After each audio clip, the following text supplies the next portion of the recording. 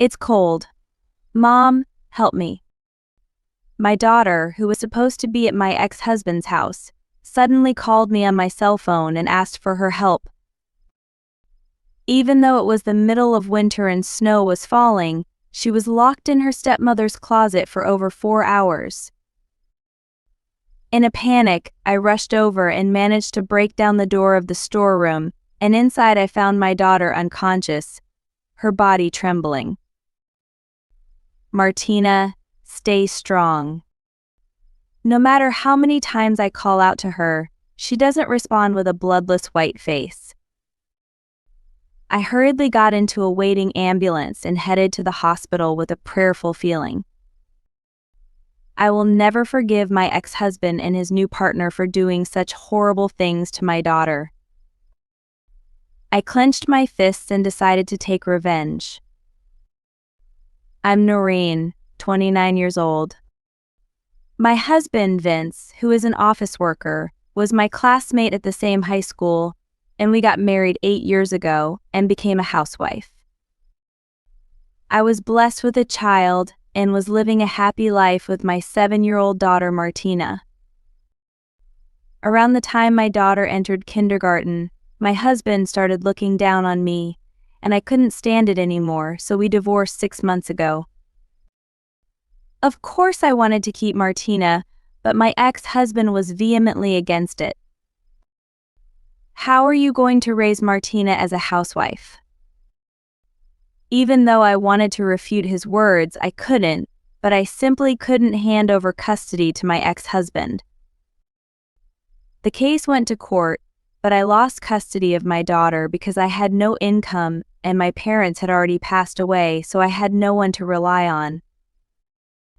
Martina, I'm sorry. Mom can't live with you anymore. My daughter cries loudly while hugging me, unable to speak due to tears. No, I don't want to be separated from Mom. I'm sorry, someday. I'll make sure to pick Martina up as soon as possible. I gently hugged her and crossed our fingers as promised. Martina wiped her tears with her hands and smiled as hard as she could and said, "Okay, I'll be waiting for you." After I started living apart from my daughter, I met Martina about once a month, went shopping together, talked about all sorts of things, and enjoyed spending time together as a parent and child. Martina has become more spoiled than before and is always clinging to me. Martina has so much fun when we're together that time passes so quickly, and when we part, she always has tears in her eyes. Seeing her like that made me feel lonely too. I wanted to move in with her as soon as possible, so I started job hunting, and thanks to that, I finally found a job and was able to make a living. However, I still didn't have enough money to take Martina in, so I worked hard at work and continued to save as much as I could. Then, one day 2 months after the divorce, I received a postcard from my ex-husband with a photo announcing his remarriage. His new wife, Allison, could see the bulge in her belly even under her wedding dress, making it seem like she was close to giving birth. Maybe he was cheating on me while we were married. I had suspicions about my ex-husband, so I called him to find out. "Vince, congratulations on your wedding." "Huh, how do you know that?" "I received a postcard with a photo on it." "Didn't you send it to me?" "Oh no, we know." Since my ex-husband was slurring his words, that postcard was probably sent out by his new partner to harass me. "It's great that you look happy." "Ah, thank you." He looked embarrassed. When Martina took over the phone, "Allison is having a baby soon," my daughter told me, her voice booming. "Martina, don't say unnecessary things." I heard my ex-husband's calm voice, but then he hung up on me. "I knew it, you were cheating on me even before the divorce." He's always been bad at lying and cheating, so it's probably safe to say he's not good at lying or cheating. I felt sorry for myself for not realizing this until now. After that day, he stopped letting me see my daughter. When I contacted him and said, I want to talk to Martina, he was obviously disgusted. My wife is bothering me, so please don't call me anymore. I just want to meet Martina. Please, let me see her. Are you trying to destroy my family? Give me a break. When my husband said that, he hung up, and when I called back, he didn't answer. I'm Martina's mother and I can't even meet her. I was depressed due to frustration, but I couldn't give up like this. I immediately went to a cell phone shop and bought a pink children's cell phone that I liked. I then looked for my daughter who was leaving school near her elementary school. Martina? Welcome home. Mom. When she saw me, her face lit up and she hugged me vigorously. I'm sorry I haven't been able to see you very often. Yeah, I was lonely, but I held it in. Daddy said, if you're a good girl, you'll meet Mommy, yay. I handed the kid's phone to her, who was having fun. You can contact me anytime, but please don't tell Daddy and your new mommy so they don't find out. Wow, thank you, Mom.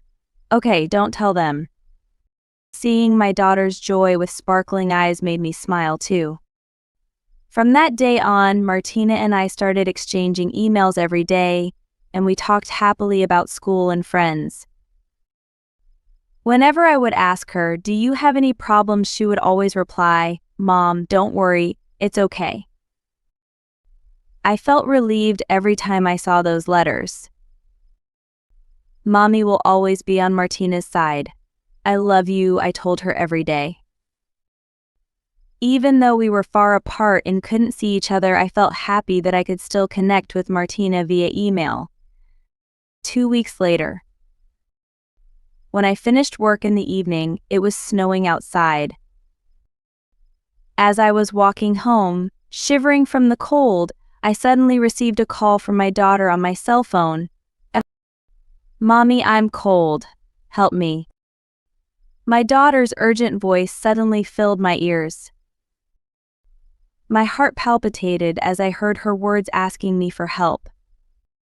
Where are you now? In the storeroom at home. Martina's story is that my ex-husband's new partner kept her there for over 4 hours. I was so confused that I almost panicked, but I tried to calmly talk to her so as not to make her nervous. I'll help you right away, so just wait a little longer. Okay, I understand. Immediately after I hung up, I called my ex-husband's cell phone, but no matter how many times I called, he wouldn't answer. Anyway, I was worried about Martina, so I hurried to my ex-husband's house. When I arrived, the house was pitch black, there were no cars, and no one seemed to be inside. What on earth does this mean? I tried to open the door to the storeroom where Martina was locked, but it was locked and wouldn't open. When I broke open the door with a nearby shovel, I found my daughter curled up in a ball, shivering from the cold. Martina, I'm your mommy. My daughter is unconscious, and no matter how much I call her name, her reaction is weak, and when I touch her body, she is very hot. I immediately called an ambulance and accompanied her to the hospital. Why is this happening? As I was being transported to the hospital, I kept repeating these words over and over in my head as I looked at my daughter's pale face.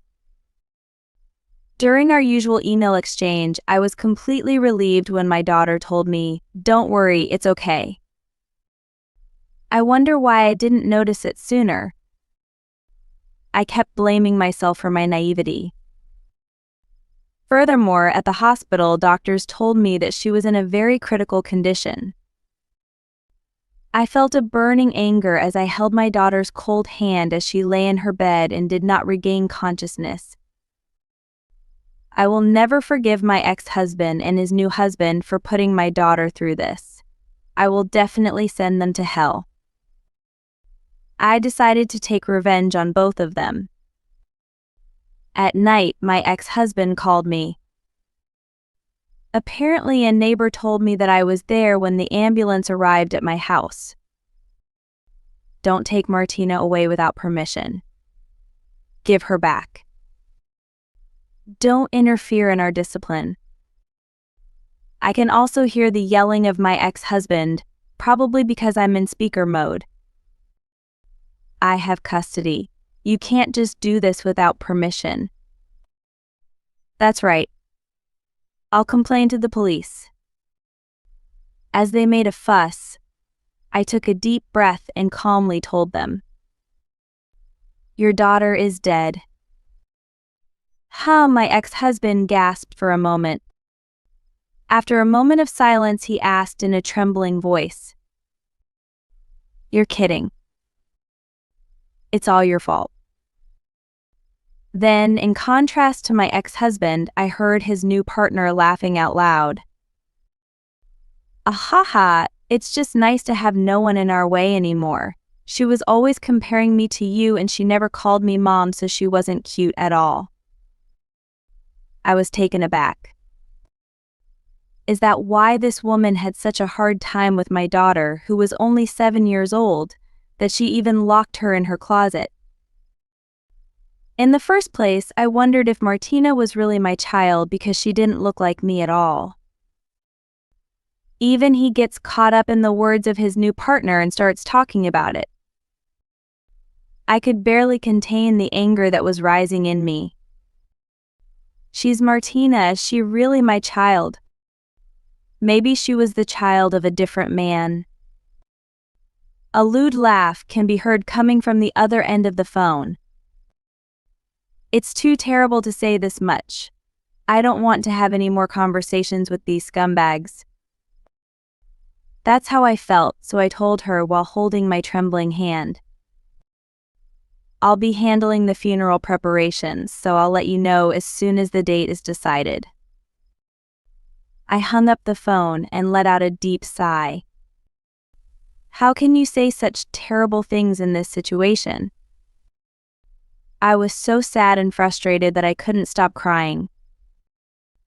The next day, I suddenly received a call from someone who lives next door to my ex-husband's house. I was shocked when I heard something from Ms. Grenfell, whom I had been close to before. I immediately called the location I was given, confirmed the facts she had told me, and obtained some other evidence. Now we can send them to hell. Martina, hang in there. Then I told my ex-husband I want to make arrangements for my daughter's funeral and decided to go to his home 2 days later, on Sunday. And on Sunday, when I visited my ex-husband's home with a man, he and his new partner welcomed us, looking like they feel annoying. Weren't you supposed to prepare everything? But there are funeral expenses and all that. I don't have that much money. What a pain. My ex-husband scratched his head, crossed his arms, and spoke in a bossy voice to the man who was sitting with him. Hey, make my daughter's funeral costs cheaper. You'll give us the cheapest plan, so give us a discount. They both seemed to think that the person accompanying them was a funeral director because they had been told that they were having a funeral meeting. Hey Vince, is there really a need to have a funeral? It's like throwing money away, isn't it? I don't think that's going to happen because I have respectability. Well, Martina's life insurance will come in a lot, so it's up to me to negotiate. My ex-husband was looking at me with a dreamy face as he grinned triumphantly. Life insurance. Is that what you want? When I said this, my husband glared at me and said, "Ha," so I held out the voice recorder in front of him. Before that, please listen to this. What came from there was the sound of his new partner yelling and my daughter crying. Just hearing about her makes my heart tighten. He and his new partner look at each other in confusion. That's not Martina's voice. That's right, this is the wrong person, isn't she? I looked them straight in the eyes as they tried their best to admit that it wasn't their daughter. No, this voice is definitely Martina. You're with her every day and you don't even recognize my daughter's voice. Still, they insist that the voice is from a different person. This time I took out my cell phone and showed them a video.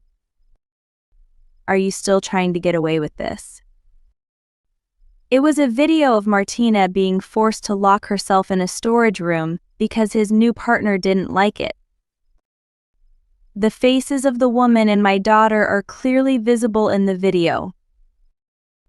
No matter how much you want to make excuses for this, there's no way you can. Why is there a video like this? It was recorded on the dash cam of a car in the parking lot of MS. Grenfell next door. Nowadays, there are things that are recorded even when you are not driving. She was recording it. The neighbor, MS. Grenfell, has loved Martina since she was a child. So she told me over the phone that she was concerned about how my daughter was doing after I left home. My daughter's energy gradually decreased and she thought something was wrong, but then she started hearing yelling coming from inside the house. MS. Grenfell was worried about Martina and called the Child Welfare Center. Allison, you didn't let the counselor see my daughter and turned her away even though the counselor came multiple times, right? It's noisy. Because it was annoying. That's right, it's a nuisance for her to come all the way to my house. It's Martina's fault for not listening to her, and this is her discipline. I did it because I wanted to make that child better, so what's wrong with that? Do you want to discipline her by yelling at her or forcing her to lock herself in a storage room? Don't play around with her. Martina is not your toy. Even so, my ex-husband and his new partner are still smiling. I decided to introduce my companion who was with me here. I'm telling you, this person is not a funeral director. This person is the director of a child guidance center. What? The man, who had been silently watching the situation until then, handed my ex-husband a business card and said, "I'm sorry for the delay in introducing myself." And he and his wife, whose faces turned pale quickly. The director's expression suddenly turned grim toward the two of them, and he said in a cold voice, "What you guys did was a splendid crime." That's such an exaggeration. If you were the director, you would understand that it is your duty as a parent to scold a child who misbehaves, right? That's right. It's all just titles and there's not much to talk about. During this period, they struggled. Come on. Martina even testified to everything you guys did. His mouth dropped open for a moment at my words.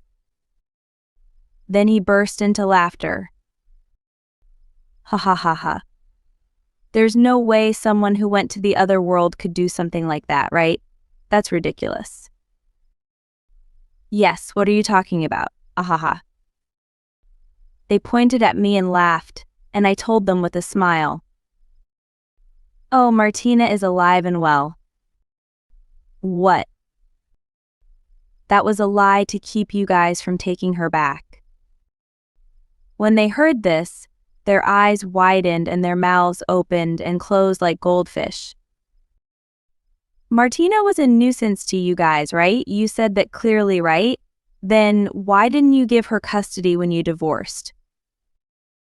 Well, that's because I didn't want to pay you child support. Huh? I'm tired of you. You're not only the worst as a husband, but also as a father. I can't help but feel angry that this man's true intentions were so shallow, even though he took my precious daughter from me by going to court.